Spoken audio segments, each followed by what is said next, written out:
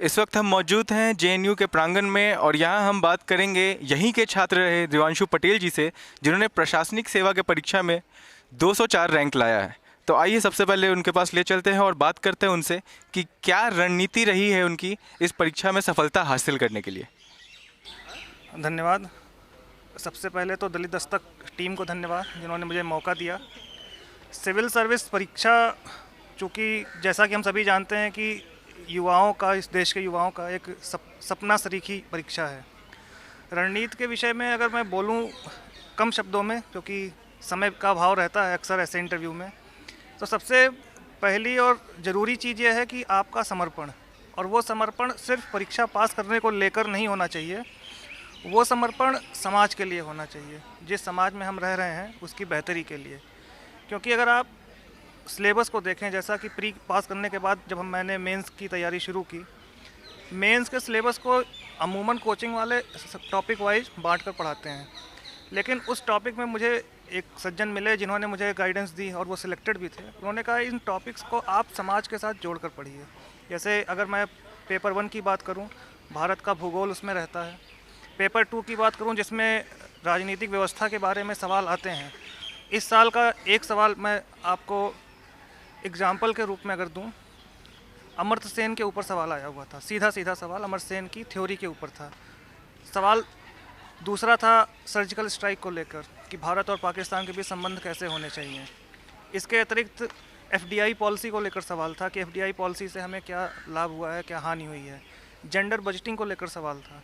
इन सारे सवालों को अगर आप समेकित रूप में एक बार बांट कर देखें, समेकित रूप में आप उनको लें और फिर एक जगह पर रख कर देखें, तो पता चलेगा कि ये सारे सवाल महिला, पिछड़ा वर्ग, दलित वर्ग, अल्पसंख्यक वर्ग, इनके हितों से जुड़े हुए सवाल हैं। अमर्त्य सेन का जो सवाल था वो सवाल कुपोषण को लेकर था। तो ये दिखाता है कि यूपीएससी जो समाज का वंचित तबका रहा है उसको लेकर दिनों दिन संवेदनशील हो रही है और उन पर सवाल आ रहे हैं। तो जो आपने रणनीति की बात की, तो पहली रणनीति तो ये थी कि वो पोर्शन या वो हिस्सा सिलेबस का ना छूटने पाए जो यूपीएससी इंडिकेट कर रही है अपने सिलेबस में लिखकर कि आपको समाज के जो लैंगिक न्याय है या जो सामाजिक न्याय की अवधारणा है उस पर सवाल आएंगे ही आएंगे, और आप कहीं ऐसा ना हो कि मिस कर जाएं। तो मैंने उस पर पहले ध्यान दिया। सर, एक छोटे गांव से, शहर से, कस्बे से आते हैं बच्चे यहाँ, विद्यार्थी अक्सर एक सपना लिए हुए कि प्रशासनिक सेवा की परीक्षा देंगे, उसमें जाएंगे। उसमें तो क्या कठिनाइयाँ हो सकती हैं जिनकी उन्हें सामना करनी पड़ती होगी इस परीक्षा को लेकर? ये बहुत ही अच्छा सवाल आपने पूछा है। मैं अभी 2 दिन पहले अपने गांव से लौटा। वहाँ पर जिन जिन विद्यालयों में मैं पढ़ा, अजयपुर वो गांव है, अंबेडकर नगर जनपद है, पहले वो अकबरपुर कहलाता था। ये मैंने तमाम विद्यालयों में बोला है, मैं फिर से बोल रहा हूँ कि हमारे पास दो रास्ते हैं। एक, जो भी चुनौतियाँ या जो भी कठिनाइयाँ आप कह रहे हैं उनको लेकर घबराएं और घबराने के बाद थक हार कर बैठ जाएं। दूसरा है कि उन्हें ही रिसोर्स के रूप में इस्तेमाल करें। जैसा कि मैं अपने विद्यालय में गया फैजाबाद में, जहाँ पर धूप में अभी भी आज भी खड़े होकर प्रार्थना की जाती है। मैंने वहाँ पर प्रधानाध्यापक जी के सामने ही बोला कि ये वो धूप है जिसकी गर्मी हमें दिल्ली जाने पर अपने लक्ष्य के प्रति ठंडा नहीं होने देती है। और ये जो दृष्टिकोण है ये तभी डेवलप हो सकता है, तभी आप विकसित कर सकते हैं जब आपके अंदर जिजीविषा हो कुछ करने की, समाज में कुछ सकारात्मक करने की। क्योंकि नकारात्मक चिंतन हम सभी, अभी हमारी भी कोई खास उम्र नहीं है, पर हम जानते हैं जितना हमने पढ़ाई लिखाई की कि नकारात्मक चिंतन की तरफ हमारा मन ज़्यादा भागता है। पर अगर उसे सकारात्मक की तरफ ले जाएं तो वो सारी चीज़ें जो आप रिसोर्स की कमी बता रहे हैं वो हम इस्तेमाल कर सकते हैं। सर, अंग्रेजी भाषा का भी कोई विशेष महत्व रहता है इस परीक्षा में? अंग्रेजी बनाम हिंदी या क्षेत्रीय भाषाओं की डिबेट यूपीएससी परीक्षा में सालों साल से चल रही है। मैं, हो सकता है एक अनोखा केस हूँ या ना भी हूँ, मेरे जैसे बहुत भी हो सकते हैं। मैं सिर्फ ये कहना चाहूँगा कि 2011 में मैं जेएनयू के अंदर आया था। 2011 में मैं हिंदी मीडियम, बतौर हिंदी मीडियम स्टूडेंट आया था। मैंने ये एंट्रेंस परीक्षा जेएनयू की सोशियोलॉजी में बतौर हिंदी मीडियम पास की थी। इसके बाद ये आप भाग्य मेरा कहिए या मेरा कर्म कहिए कि मैं अपने कर्म से जेएनयू में पहुंचा, और वहाँ पे आने के बाद मुझे विवेक कुमार जैसे प्रोफेसर मिले। और मैं एक घटना बताता हूँ, मैं कई जगह बोल चुका हूँ इस चीज़ को, क्योंकि वो घटना मुझे भूलती नहीं है। मैं सर के केबिन में गया, सितंबर का महीना था, सर ने टर्म पेपर लिखने के लिए दिया हुआ था। जो भी मेरी टूटी फूटी अंग्रेजी थी मैंने लिख कर दिया सर को। फिर चूँकि सबको रहता है कि ग्रेड अच्छा मिले, और मैं अच्छे स्टूडेंट में था। मैं एमएड करके आया था डीयू से, first division, all over first class number थे। तो एक इच्छा थी मन में कि जेएनयू में हूँ तो फर्स्ट डिवीज़न ही पास हूँ। तो मैं सर के पास गया, मैंने सर को बताया अपनी परेशानी कि सर मैं हिंदी मीडियम हूँ, क्या मैं हिंदी में लिख कर दूँ? सर ने मना किया। फिर मैंने कहा सर मैं फिर जेएनयू छोड़ देता हूँ, मैं कहीं और से एमए कर लूँगा। तो फिर सर ने कहा कि तुम्हारा जो भी मैंने देखा है अभी तक, तुम क्लास थोड़ा कम आ रहे थे बीच में, बट अभी जो भी है तुम्हारी समझ अच्छी है। हाँ, अगर तुमने ये छोड़ा तो हो सकता है मैं कभी जीवन में तुमसे ना मिलूं, हो सकता है तुम कभी विवेक कुमार से ना मिलो आके, लेकिन ये याद रखना कि विवेक कुमार ने तुम्हें कायर कहा था, तो कायरता नहीं दिखानी है। अब आते हैं अंग्रेजी, जो आपने सवाल पूछा यूपीएससी के, जो महत्व है अंग्रेजी का। अंग्रेजी का महत्व है क्योंकि अंग्रेजी एक अनिवार्य प्रश्न पत्र तो आता ही है। उसको अगर आप क्षेत्रीय बनाम अंग्रेजी देखेंगे तो देखिए मैं यूपी का हूँ, हो सकता है अभी कैडर डिसाइड भी नहीं है, हो सकता है मुझे केरल मिल जाए, हो सकता है नागालैंड मिल जाए। भारत एक है, विविधता में एकता हमारी पहचान है, हम उसको डिनाई नहीं कर सकते। सभी लोग हिंदी नहीं जानते, पर इंग्लिश एक कनेक्टिंग लैंग्वेज है। तो इसलिए मैंने मेहनत की, और ये बात मैं हमेशा बोलता हूँ कि जो हमारे जैसे गांव से उठकर लड़के आ रहे हैं उनके लिए बाबा साहब ने भी यही बोला है कि अंग्रेजी जानना बहुत ही आवश्यक है, क्योंकि अंग्रेजी सिर्फ एक भाषा नहीं है, वो आपके कॉन्फिडेंस को बढ़ाती है, वो आपके लिए नए रास्ते खोलती है। अगर आपको तमिलनाडु में नौकरी करनी है, केवल आईएएस की नहीं, मैं कहता हूँ अगर आपको असिस्टेंट प्रोफेसर ही बनना है, सोशियोलॉजी में बनना है और आपका चयन हो जाता है, तो आप क्या करेंगे? आप हिंदी तो नहीं बोल सकते हैं, आपको अंग्रेजी में पढ़ाना पड़ेगा।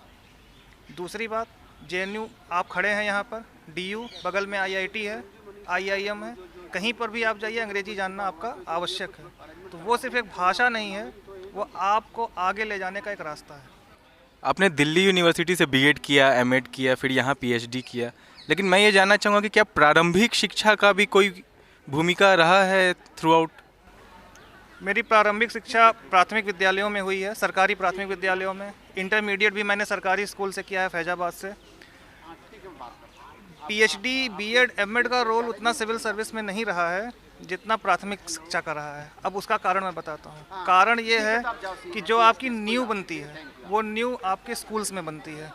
बतौर एग्जाम्पल अगर मैं दूँ इंटरमीडिएट का, इंटरमीडिएट में हमारे टीचर होते थे हरिराम गुप्ता सर, वो इतिहास पढ़ाते थे।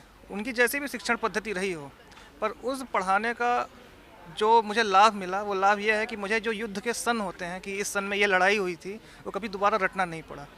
तो जाहिर सी बात है, सरकारी स्कूल से पढ़कर आया हूँ, गांव से निकल कर आया हूँ, और वो जो पढ़ाई की पद्धति रही है उसने आईएएस में मेरा कम से कम 50% योगदान उसी का है। जेएनयू एक सपने सरीखा था मेरे लिए, क्योंकि मैं बहुत ही पिछड़े गाँव से था, बहुत पिछड़े जनपद से था। उस समय वो पिछड़ा जनपद में आता था, लोगों को सुनता था, अगल बगल पापा टीचर थे तो उनके कई जो साथी हैं बच्चे पढ़ते थे जेएनयू में।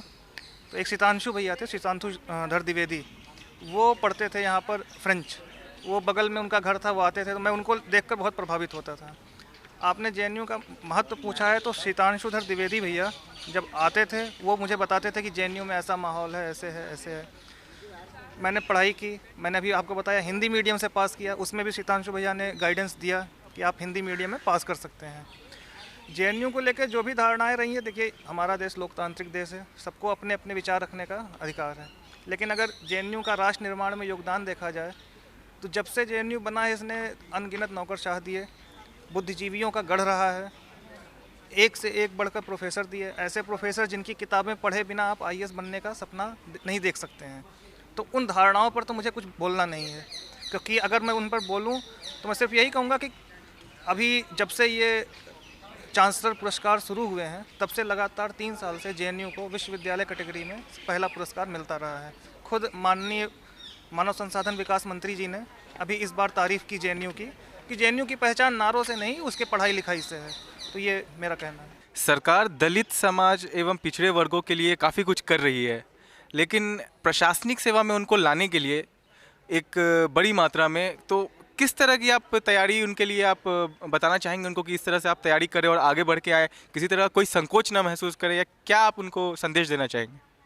देखिए, काफ़ी सारी स्कॉलरशिप पहले से चल रही हैं भारत सरकार के द्वारा, वर्तमान सरकार ने काफ़ी अच्छे कदम उठाए हैं। दलित समाज की भागीदारी बढ़ती जाए इसके लिए वर्तमान सरकार ने स्कॉलरशिप योजना भी शुरू की है। लेकिन केवल स्कॉलरशिप से आप सिविल सर्विस में आ नहीं सकते हैं, ये मेरा मानना रहा है। तो जैसा कि मैंने अभी आपसे पहले सवाल पर भी बोला था कि सिलेबस को समझें, सबसे पहला ये चरण है। क्योंकि प्रीलिम्स जो है उसको आप बिना समझे 4 विकल्पों में एक विकल्प चुनना है वो आप कर सकते हैं, लेकिन मेंस परीक्षा जहाँ पर आपके बौद्धिक स्तर का सबसे अच्छा टेस्ट होता है, ये मैं इसलिए बोलता हूँ क्योंकि प्रीलिम्स में हो सकता है कि 2-4 सवाल आप दो विकल्पों के जरिए भी सही कर लें, लेकिन मेंस में आपको लिखना है। और लिखित परीक्षा में आपके कम्युनिकेशन स्किल की भी जांच हो जाती है, आप कैसे कॉम्प्रीहेंड करते हैं चीज़ों को, वो उसकी भी जांच होती है। तो इसलिए सिविल सर्विस को अगर आपको पास करना है, आप एक वंचित समाज से भी आते हैं या किसी भी समाज से आते हैं, मेरा एक जनरल हमेशा ये रहा है कि अगर आप एक गांव से आ रहे हैं, उड़ीसा के गांव से आ रहे हैं, किसी भी जाति वर्ग या मजहब के हैं, आप निश्चित रूप से कहीं ना कहीं ऐतिहासिक रूप से पिछड़ कर आ रहे हैं। तो वहाँ पे आपको एक जिजीविषा रखनी है। साथ में सिलेबस जो है, जैसे मान लीजिए एक टॉपिक है कि सर्जिकल स्ट्राइक का सवाल आया, वो टॉपिक है भारत की सीमाओं की सुरक्षा। उसको लेकर अगर आपको अपना एक सवाल का जवाब तैयार रखना है, तो अगर पिछले साल का आप देखें तो सर्जिकल स्ट्राइक भारत सरकार ने की पाकिस्तान के ऊपर, जो कि बहुत आवश्यक थी, उसको लेकर आप हो सकता है उस न्यूज़ को जो है बतौर केवल न्यूज़ समझकर छोड़ देते, तो आप वो जवाब अच्छा नहीं लिख पाएंगे। इसलिए मेरा ये हमेशा कहना है कि आप किसी भी समाज से हों, खासकर अगर आप वंचित समाज से हैं, तो सिलेबस को बार बार रिवाइज कीजिए। साथ में मीडियम की अगर बात आती है, हिंदी मीडियम बनाम अंग्रेजी मीडियम, तो मीडियम को लेकर यूपीएससी भेद नहीं करती है, लेकिन चूँकि इंग्लिश मीडियम में देने वाले ज़्यादा होते हैं तो जाहिर सी बात है उनका परसेंटेज ज़्यादा रहेगा। अगर आप हिंदी मीडियम से हैं और गांव से बिल्कुल उठकर आए हैं, फिर भी आप सिविल सर्विस पास कर सकते हैं। मेरे ही जेएनयू के तमाम मित्रों ने इस साल पास किया है और बहुत ही अच्छी रैंक के साथ पास किया है। तो मेरा सिर्फ इतना कहना है कि वंचित समाज जो भी है भारत में, वो चाहे जिस सामाजिक कारण से हो, अगर उसे समाज को लेकर एक स्पष्ट सोच है, उसे एक समतामूलक समाज की समझ है, वो बनाना चाहता है बाबा साहब अम्बेडकर के सपनों का भारत, तो उसे सिविल सर्विस को एक बहुत ही सशक्त कैरियर के रूप में चुनना चाहिए। गुरुओं का मार्गदर्शन लेना चाहिए। जैसे मैंने बार बार बोला कि मुझे professor Vivek Kumar, doctor Madhavraj Dwivedi, college में था मेजर डॉक्टर ओपी सिंह, या इंटरमीडिएट में था तो डॉक्टर वीरेंद्र कुमार त्रिपाठी जैसे गुरुओं का सानिध्य मिला, जिनके व्यक्तित्व को देखकर ही हम काफ़ी कुछ सीख लेते हैं। जैसे अगर आप यहाँ जेएनयू में प्रोफेसर विवेक कुमार जी को देखें, केवल आप उनको देखते रहिए, मैं ये कहता हूँ बार बार, केवल आप उनको देखते रहिए क्लास में पढ़ाते वक्त, कितनी ऊर्जा के साथ वो पढ़ाते हैं।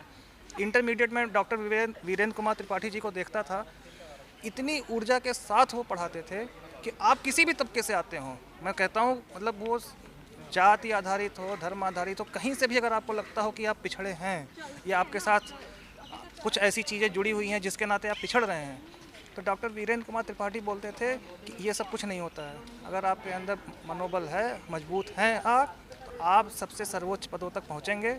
और उसका एक एग्जाम्पल बता दूँ, मेरा दोस्त था जयचंद, हम लोग पढ़ते थे इंटरमीडिएट में, वो दलित समाज से आता था, उसके भाई के साथ कुछ दुर्घटना हुई थी, वो रो रहा था अंग्रेजी के पेपर में इंटरमीडिएट में, और सर ने उसको कहा कि अगर आप बहादुर हैं तो आप पेपर दीजिए, अन्यथा आपके लिए दूसरी व्यवस्था की जाएगी। और ये मैं भी गया, जब मैंने सर को वो घटना याद दिलाई तो सर बड़े भावुक हो गए। उन्होंने कहा कहाँ है वो बच्चा, तो तब मैंने उन्हें कहा कि वो भारत माता की सीमाओं की रक्षा कर रहा है असिस्टेंट कमांडेंट बनकर, ग्रुप 1 गजेटेड पोस्ट यूपीएससी से पास करके। वही जयचंद जो उस दिन फूट फूट कर रो रहा था, गांव का बच्चा था, अंग्रेजी बिल्कुल उसको नहीं आती थी, उसने यूपीएससी पास किया, असिस्टेंट कमांडेंट बनकर 5 साल से सेवा कर रहा है, अभी तो उसका प्रमोशन भी होने वाला है। ये मैं इसलिए कहना चाहता हूँ बार बार कि अगर आपका पिछड़ापन आपके साथ जुड़ा हुआ है किसी भी कारण से, वो उसको अपनी ताकत बनाइए। ताकत तभी बनेगी जब आपको प्रोफेसर विवेक कुमार, डॉक्टर वीरेंद्र कुमार त्रिपाठी जैसे गुरुओं का सानिध्य मिलेगा। और सिविल सर्विस को कभी भी शानो शौकत, जो आपने एक वर्ड यूज़ किया था, बहुत अच्छा वर्ड है, उसका साधन मत समझिए। गाड़ी, बंगला, नौकर, ये सरकार अगर आपको दे रही है तो वो इसलिए दे रही है कि आपके दरवाजे से कोई भी XYZ तबके से आने वाला व्यक्ति दुखी होकर ना जाए। कोई बुजुर्ग अगर आ रहा है तो एटलीस्ट आपके अंदर इतनी समझदारी हो कि आपके स्टाफ को निर्देश हो कि किसी से बदतमीजी नहीं की जाएगी। इसीलिए आप देखते होंगे कि हमारे समाज में सिविल सर्विस को लेकर एक नकारात्मक धारणा भी है कि ये तो बंगले में रहते हैं और ये इनसे मिलना बड़ा मुश्किल है। मैं अपना निजी तौर पे ये कह सकता हूँ, मैंने कई जगह बोला भी कि जिस दिन ऐसा हुआ उस दिन ये सर्विस पास करना व्यर्थ होगा और शायद मैं इस्तीफ़ा भी दे दूँ। इसलिए इस विचार के साथ आप सिविल सर्विस में आइए। अगर आप दलित वर्ग से हैं, पिछड़े वर्ग से हैं, अल्पसंख्यक वर्ग से हैं, या आप सामान्य वर्ग से भी हैं और ऐतिहासिक रूप से पिछड़े हैं, गरीब हैं, तो आप उस सेवा भाव को लेकर आइए। मीडियम आर्थिक स्थिति कहीं से पढ़कर आए हैं। मैंने भी अवध यूनिवर्सिटी से पढ़ाई की है, बीए तक की। तो ऐसा नहीं है कि मैं कोई कॉन्वेंट कॉलेज से पढ़ा। जैसा मैंने बताया, बीए भी मैंने एक सामान्य यूनिवर्सिटी से की, वहाँ से संघर्ष करके बीएड किया, एमएड किया, फिर जेएनयू में आया, अभी पीएचडी में हूँ। तो मैं तो जीता जागता प्रमाण के रूप में आपके सामने खड़ा हूँ। सर, शिक्षण संस्थान जो है, कोचिंग, ट्यूशन, तो इनका भी क्या कोई योगदान रहा है आपकी सफलता के पीछे?